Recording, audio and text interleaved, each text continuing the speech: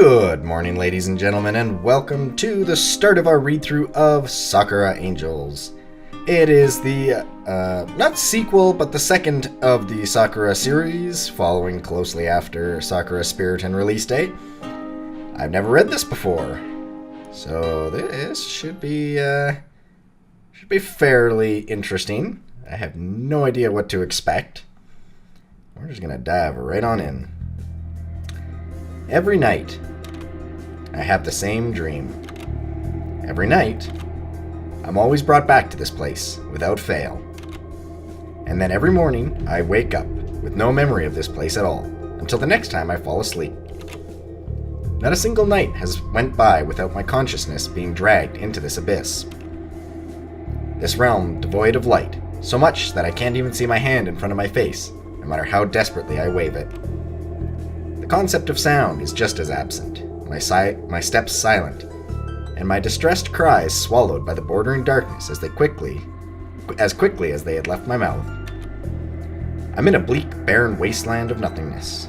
I didn't realize we were in Fallout 3. Spending any prolonged amount of time here begins to make me doubt even my own existence. Yet, despite feeling suffocated by a striking absence of anything, I know I'm not alone. Something is watching me. Ominous. Stalking me from the shadows. I can't say for sure what it is, but every once in a while I'll catch sight of something from the corner of my view. You just said it's so black you can't see your hand in front of your face. I don't think you're seeing anything out of the corner of your eye. A pair of burning bright eyes fixated purely on me. Okay, if they're burning, then they hate me. Despise me. There's an overwhelming sense of animosity radiating from whoever they belong to. I know that they want nothing more than to lash out and attack me, but something is holding them back. A force they truly despise. Invisible chains that bind and restrict them from the one thing that is on their mind. At first, when I began dreaming about this place, the eyes were distant, like glimmering stars. But with each passing night, the eyes seemed to inch ever closer and shine ever brighter. I think whatever force has been holding them from me is beginning to fade. What will happen when these eyes reach me? I shudder to think. I know it's not a dream. I know it's just a dream, so I shouldn't be afraid. But everything I experience here is so vivid. None of the usual murky haze that shrouds such dreamlike environment seems to exist here at all. I have perfect clarity. I can feel the stagnant, freezing air all around me, enough to incite a shiver out of me every once in a while. Since I'm used to the dream, I know how it'll end. I'll wade through the darkness for what seems like an eternity, never finding anything, until the morning finally comes and pulls me out of this nightmare. At least, that was how it usually ended. Something is different tonight. Those hateful, burning eyes that always just kept out of sight before. I'm suddenly confronted by them. Never before have they been so close. Never before have I stared straight back into them. Their narrowed, piercing gaze roots me to the spot, and a shooting pain surges through me. I can't move. I can't breathe. And then, from out of the darkness, a crooked smile spreads, just as sinister as the eyes. Oh, it's just, the Cheshire Cat from Alice in Wonderland.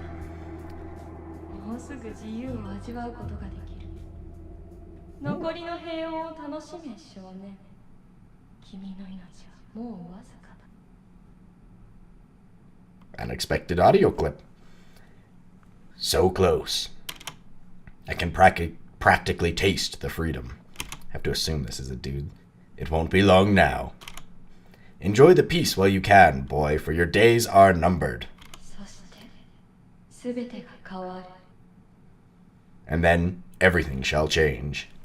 Of course, if the background audio is a Japanese lady. Oh, this is a cozy little room.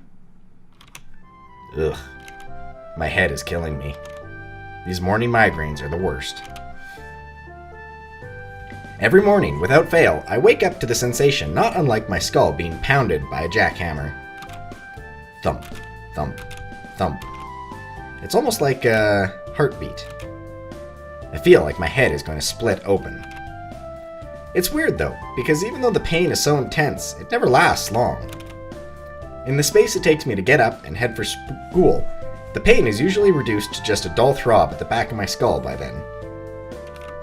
So it isn't too much of a hassle in the grand scheme of things. But it certainly isn't a fun way to wake up. I just find it odd how consistent it seems to be. Anyway, enough pondering these weird mysteries. It's time to tackle the day. After a moment of wrestling with my blanket, I swing my legs out and drag myself out of bed. A quick look at my bedside clock tells me it's still early. Too early. If I had it my way, the world wouldn't start until at least a very good way into the afternoon. But sadly, life just isn't that wonderful. Pulling back the curtains to let the light flood into my room, I suppress the urge to let out a hiss, almost blinding myself in the process. Too bright! What are you, a vampire, man? That would explain your headaches. You're lacking blood. The rest of my time getting ready is spent fighting with my uniform, a tie becoming all more problematic to put on when you're half asleep. Oh god, I think I've actually got my hand stuck in it. Almost choking myself to death in the most pathetic fight ever, I finish putting on the tie, the rest of my uniform complying peacefully with me. Unable to find a comb, I just settle for flattening my hair down with my hands. Blinking into the mirror, I'm left staring back at someone with messy black hair. It's close enough. Oh, if it's giving us details about the main character, does that mean it's not us this time? Because I don't recall seeing what Takahiro looks like. I assumed last time we were supposed to be personified into the main character, but that illusion kind of breaks if you don't have black hair. Somewhat dressed and somewhat ready, I stumble out of my room, my legs still not fully awake. Uneven steps carry me dangerously down the stairs, and I soon emerge into the kitchen. Wow, this is a very posh place. I'm greeted by silence. The kitchen is empty. A familiar scene for me. My parents are what you might call workaholics?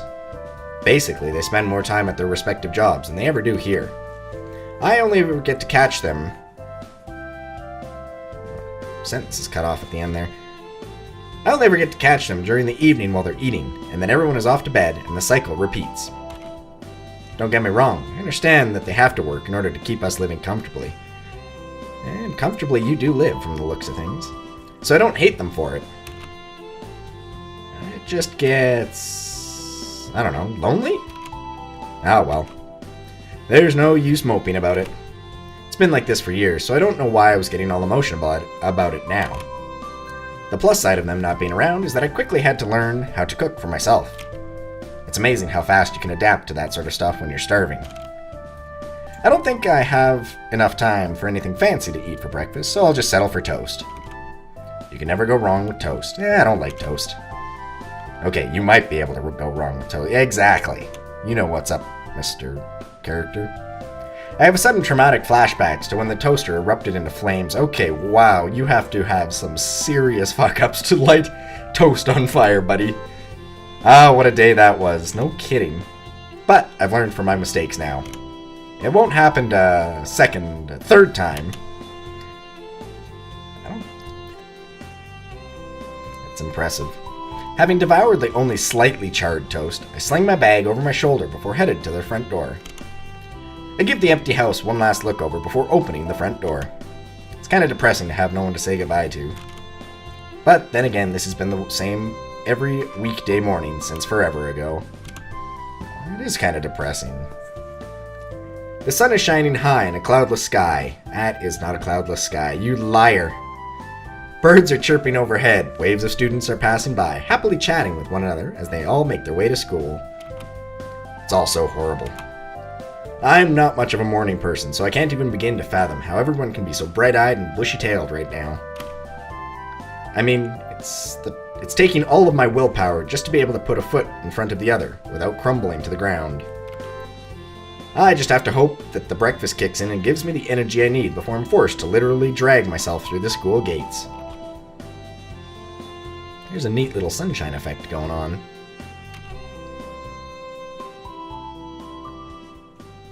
While keeping my head down and my eyes glued to the ground as I soldiered on, I suddenly noticed that the vibrant atmosphere from before is gone. Silence has completely taken over, my steps the only thing making any noise. The air is still. That's a bit strange. Bringing my head up, I'm met with an unsettling sight. The street is deserted. No students, no cars, and even the cheerful chirping of the birds is gone. What? I hurry on forwards, hoping to at least run into somebody. And anybody. Even the sun's once golden rays seem to be muted, the world tinged a dreary tone. But there still isn't a cloud in the sky. You're still a liar. Okay, this is definitely starting to freak me out. I need to just... A splitting pain shoots through my head, stopping me in my tracks. Like a searing poker being thrust through my skull. A headache? Now? Nothing is making any sense. Desperately trying to keep myself upright as I clutch a hand to my head, I stagger forwards. Unlike the headaches from before that gradually died down, this one seems to be getting worse. Thump, thump, thump. It won't stop at all. I'm brought to my knees. Wow, that's a pretty badass migraine, buddy. I can hardly even think straight, my head threatening to explode at any moment. And then, through gritted teeth and a pained expression, I can see it. Something that shouldn't exist. It clearly does, as confirmed by my own terrified eyes. What the fuck? A monster. That's the only word that can come to my scrambled mind. A hulking, grotesque mass of flesh with gnarled fangs and red slitted eyes, seething with hate. Dude, I think you might be possessed. The closest thing I can relate it to would be a dog, but no dog that I know of is 3 times the size of me, its form practically eclipsing the sun. You are possessed. It snorts with flared nostrils, something like steam being exhaled out. Given its tense stance and the fact that it's blocking my way, I can only assume it's here for me. But why? The hell is it? Where did it come from? You just answer that. Hell. Why does it want me? 1,000,001 questions race through my head, but I doubt I'm going to get any answers from this thing. There's only one thing I can do when pressed with such odds, and that is to... Oh, we actually get choices. Are we a coward? Splitting headache? Nah, we're gonna stand our ground. Of course. I don't know what the hell the thing is, or why it suddenly appeared before me, but I'm not gonna let it take me down without a fight. Ignoring the pain that threatens to consume my skull, I straighten myself up and stare right back into the hateful eyes of the beast. And then, tightening... Oh, I love the guitar. Tightening a fist, I lash out like lightning, my fist connecting with its head cleanly with a solid impact. Take that, foul beast. Wham! Okay, no. Bad idea. That did nothing. In fact, it looks even angrier than it did before now. Fuck. All I've managed to do is bruise my own fist. I hope I haven't broken anything. I reel back from my brutal attack, giving the fist in question a good shake. It still stings. Ow. Now what do I do? My blazing surprise attack was met with complete indifference, and now I think it's too late to run, as the creature is gearing itself up for a charge, its front legs digging into the ground. This might have been a mistake. I wonder if we can get game overs in this, like if we make the wrong decisions. I'm kind of having flashbacks to Mecha Ace here. I try to turn tail and begin running, but the beast kicks off the ground, straight towards me. There's nothing else I can do. I brace myself as best I can for the inevitable, bone-shattering impact. Right before the beast can connect with me and bring my life to a grisly end, a dazzling radiant light floods my vision, engulfing both me and the monster. The beast drops in its tracks, a guttural cry? A guttural? A guttural cry escaping it before it vaporizes before my eyes. What the hell just happened? Dude, you just fought off a demon. Oh, there is straight up... No. Do all the enemies have voice actors? Because that voice just clearly asked if we were okay. Geez, this must be a female. So the other one must have been a female too. Geez, that was a close one. Are you alright? Yeah. A cheerful voice chirps. A welcome sound after the terrors of that thing.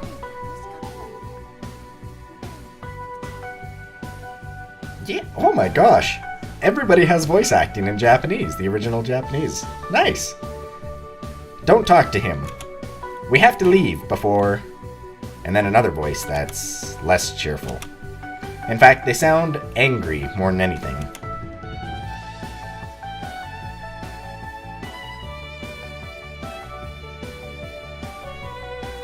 The light soon fades, revealing my saviors. Though, this is definitely the last thing I was expecting. You might recognize this graphic actually from, was it part 7 or was it the actual finale? No, it was part 7. Started to allude, that's about the time that I decided I was going to go through the full series. I'd been contemplating it up till then, so I dropped a little Easter egg. Though this is definitely the last thing I was expecting. 2 girls, roughly my age, stand before me. I blink several times before I scrub at my eyes, hoping things might make a little more sense. This can't be real. I'm having more trouble believing these girls are actually standing before me than I did the monster. Wielding weapons and costumes straight out of a fantasy book, it's all a bit much for my brain to attempt to process. What? Is her name Kenta? What the heck was that?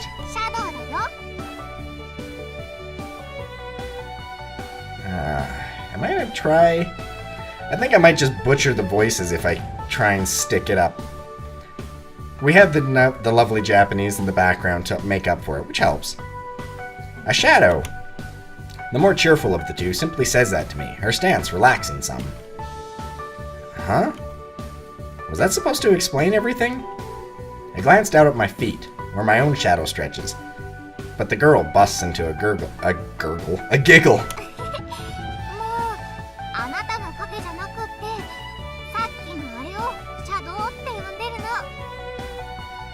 So oh wow, I'm impressed because the translations are like almost, I'm not gonna say point blank, but it's actually a translation. It's not just kind of made up random audio clips. Not your own shadow, silly. The thing we just took care of, which you're welcome for, by the way, is what we call a shadow.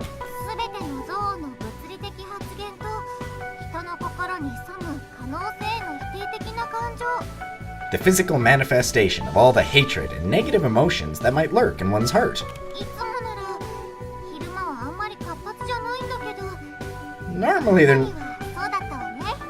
Normally they're not so aggressive during the day, though. I feel like I'm playing Sword Art here with my translations here. It was really out for you.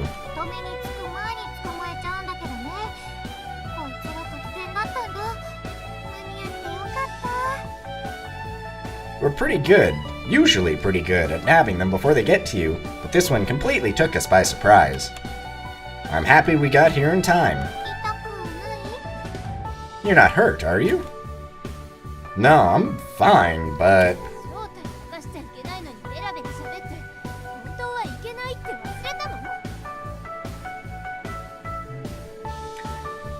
As if things weren't bad enough that we had to reveal ourselves to him, now you're casually blabbing away things that no normal person should have a right to know.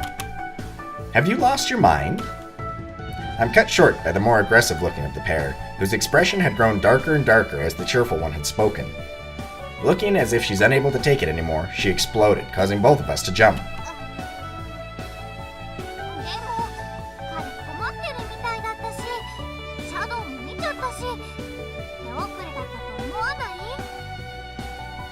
Aw, but he looks so confused. And now that he's seen one of the shadows firsthand, don't you think that's just a little too late for us to quietly slip back into the shadows?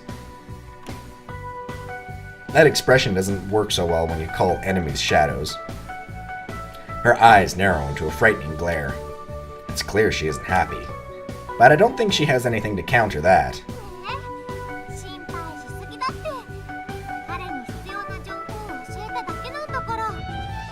See? You worry too much. We'll only tell him what he needs to know, nothing more, nothing less. The upbeat girl brings her attention back to me, a sparkle in her eye.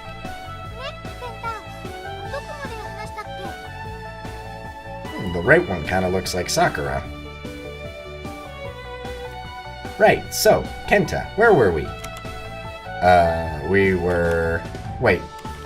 How do you know my name? Oh... Whoops! She puts a hand to her mouth as if to try and take back the words. The questions continue to pile up, and I still haven't gotten any answers. You idiot! Whap! The serious one wraps her fist against the other's head, who sticks out her tongue in a sort of a tee-hee, my bad kind of way. So, you guys know me? I've never seen them in my life. And given how they look, I definitely think I would have remembered them.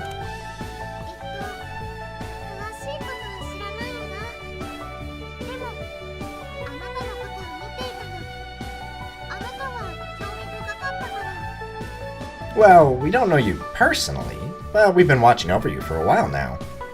You've become quite the point of interest recently, you know. Me? What the heck did I ever do to get so much attention? As far as I know, I'm just an average student who lives an average life, doing average things. Though after this, I really can't call my life average anymore.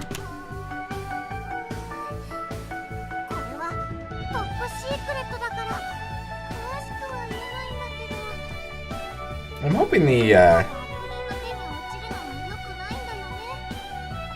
hoping the sound audio or the voice acting clips are coming through clearly for you guys. I'm wearing headphones, so I can hear it really well, but I don't know how well it's recording it if it's gonna come out that way. Anyway, can't really go into details because, you know, top secret and all, but let's just say it's not in our best interest for you to fall into the wrong hands.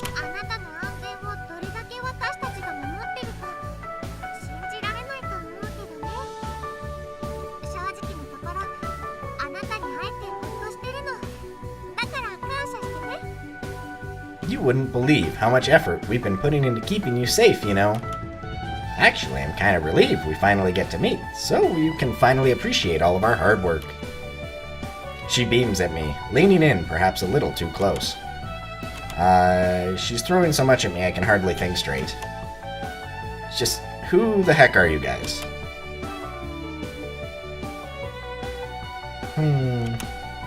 She falls deep in thought, her nose scrunching up.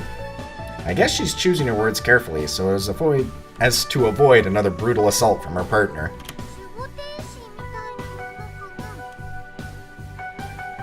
Think of us as your guardian angels, okay? Saying that, she gives her bow a flourish, and it shatters between her fingers.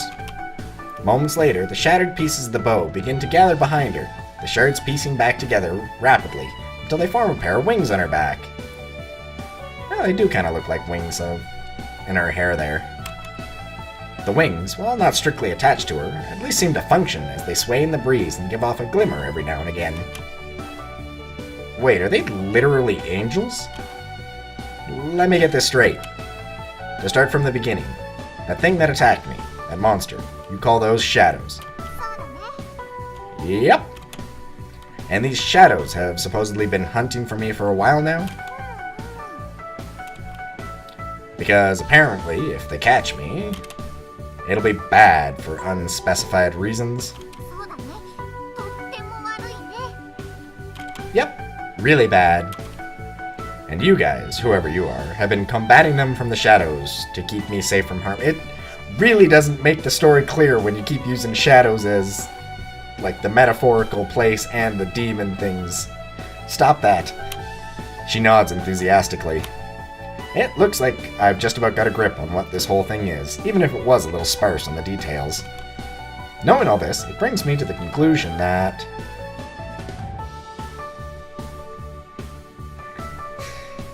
these girls have lost it.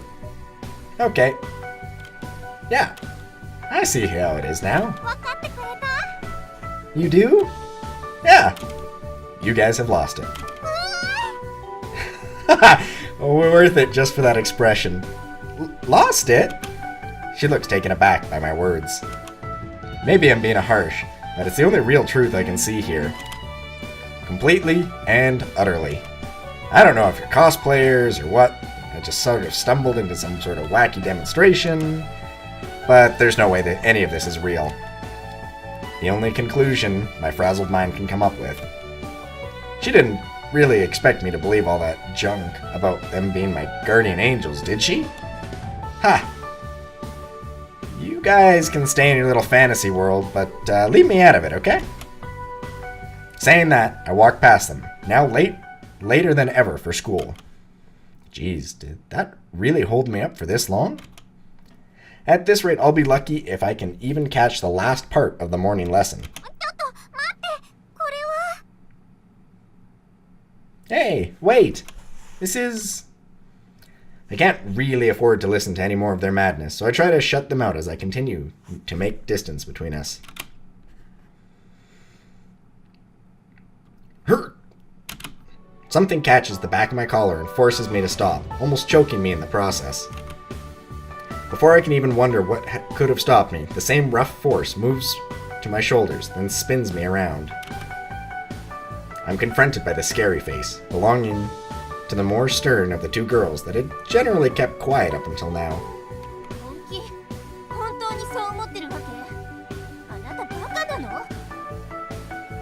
Really?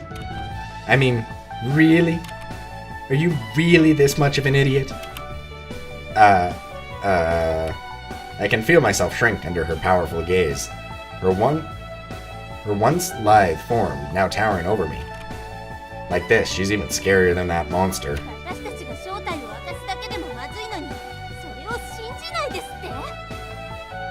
It's bad enough we had to show ourselves, but now you're just going to act like we're crazy? She tightens her fist with a scowl, her knuckle giving off an unsettling crack.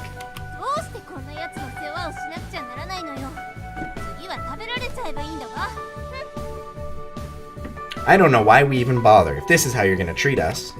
Maybe next time we should just let them eat you. She folds up her arms and turns her head to the side. She really is an emotional one.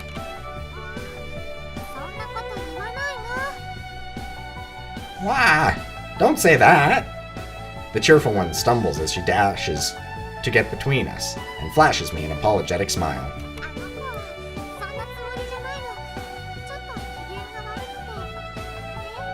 I'm sure she didn't mean that. She just gets a little grouchy sometimes.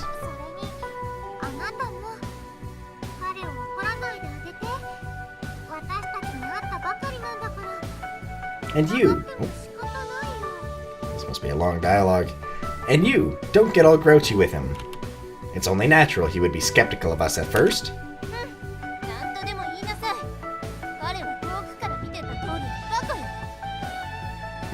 Whatever. He really is as stupid as he looked from a distance. Ouch. I am still here, you know.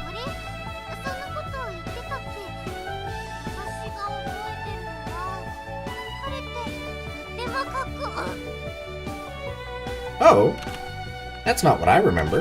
In fact, I remember you saying he looked quite cute. Wham! Her face is going a shade red of crimson as she delivers a solid fist to the cheerful one's face. And it wasn't a playful bop like before. This time, she wasn't holding anything back. It really did look painful. Shut up! I said no such thing.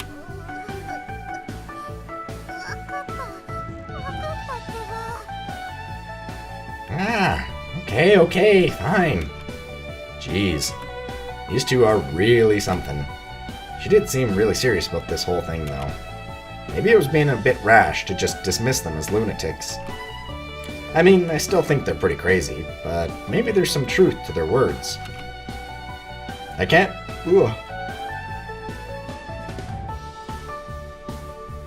Excuse me. Can't really deny the existence of that monster, after all, as much as I would like to. Okay, So, what happens now? シャドウが活動的になってるみたいでね。あなたを遠くから見守るんじゃダメみたい。さっき、かろうじて捕まえられたのはラッキーだったもん。Well, now that the shadows have gotten more aggressive, I really don't think we can go back to our old job of watching you from afar. We were lucky to barely catch that thing just now, after all. Somehow I don't like the sound of that, or what that might imply. At all. とりあえず、お別れだね。でも、これからはもっとそばで見守ってあげるから。 So, we'll be parting ways for now, but expect us to keep an extremely close eye on you from now on, okay? じゃあね。 Bye-bye for now. She gives me a wink and a wave before taking off in the other direction. Her less enthused partner simply turns her head from me with one last before following after her. I'm soon left completely alone within the street, where just moments ago my entire world had been spun on its head. Did all of that just happen? Ah, geez, all of this will have to wait for later, though. Right now, I have to focus on the bigger issue, being late for school. I break into a sprint as I try to make up for lost time, all the while hoping that I'll never run into those two again. And with that, that's a hell of a start, holy crap. I am quite impressed by the voice acting. Oh, the voice is awesome. Let's see. So if I were to turn down these, you might be able to hear the... Well, I guess I'll see after the fact if the voices come through as well as they did for me. Assuming they do, well then hey, we're good to go. If not, well, I can mess around with these volumes. But that's a hell of a start for Sakura Angels. When we come back next time, we'll be, I guess, in school. Till next time, guys. Later.